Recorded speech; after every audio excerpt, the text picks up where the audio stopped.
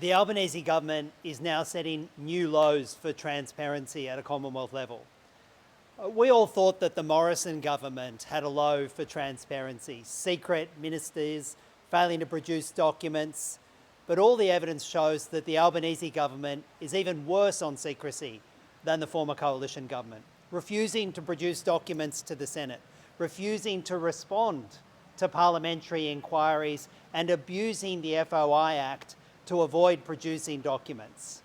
And instead of opening up and having increased transparency, today the Albanese government says that they want to charge people to access information. They want to make it tougher to get access to information. Well, I've got news for the Albanese government. You're not going to get these laws through the Senate without a strong fight from the Greens. And we will be joined by millions of Australians who know that we need a more transparent government.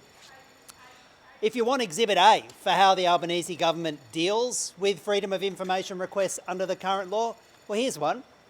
An FOI that was directed for the briefing pack of Australia's Special Envoy to Combat Anti-Semitism, who went on a publicly funded trip to the United States. People sought access to what the briefing documents were. We got the cover page and then some 70 pages of complete redactions using different provisions of the FOI Act to avoid producing information. And the government says there's too much transparency, that they want to make it harder. Well, we call bullshit on that. And we say to the government that using some argument about Russian bots is not going to cut it if you want this legislation through the Senate. We need more transparency, not less. Today we saw the overwhelming majority of genocide scholars on the planet declare what we've all seen with our own eyes for 18 months, that the Israeli offensive in Gaza, their attack on the people of Gaza, is a genocide. There is no more ducking, there is no more weaving, there is no more hiding, there is no more, oh, Israel says. This is a genocide. And what is our obligation as individuals, as members of political parties, as governments? Our obligation in the face of a genocide is simple. We must do everything in our power to end it. And for the Australian government, we know what that means. It means end the two-way arms trade with Israel. It means stop sending supplies that can be used to feed the Israeli military and their appalling assault on the people of Gaza. Enough is enough. We've seen a genocide in real time for the last 18 months. We now have the final confirmation. The Albanese government must act. And finally, when it comes to secrecy, the government's secret $400+ million deal with Nauru is Exhibit B. The government is trying to pretend, and we saw the Prime Minister ducking and weaving and trying to avoid the truth, that this is a secret deal, spending $400 million of Australian taxpayers' money up front and then some $70 million a year after. How do we know that? Not from anything the government has told us, but from Facebook posts from the Nauruan government.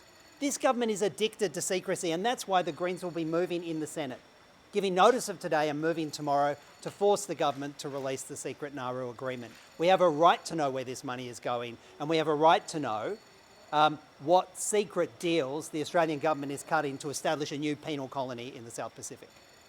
What's your response to the anonymisation of FOI requests being scrapped?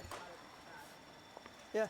The government suggests that people using anonymous access to FOI is somehow a danger to government. This is another attack from the government against whistleblowers and truth tellers inside government. It's often people inside government who have special access to knowledge who use FOI to force some transparency on the government, and they need to be able to protect their anonymity.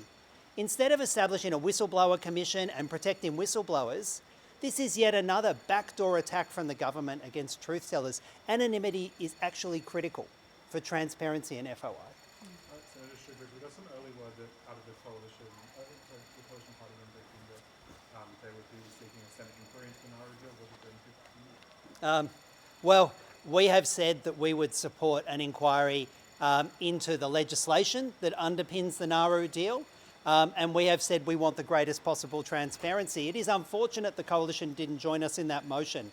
last week to have the inquiry, but we will be supporting the greatest amount of transparency we have on both the Nauru deal and the most recent ugly legislative attack that the Albanese government has done on the rights to natural justice. And we look forward to working with whoever we can in the Senate to have that happen.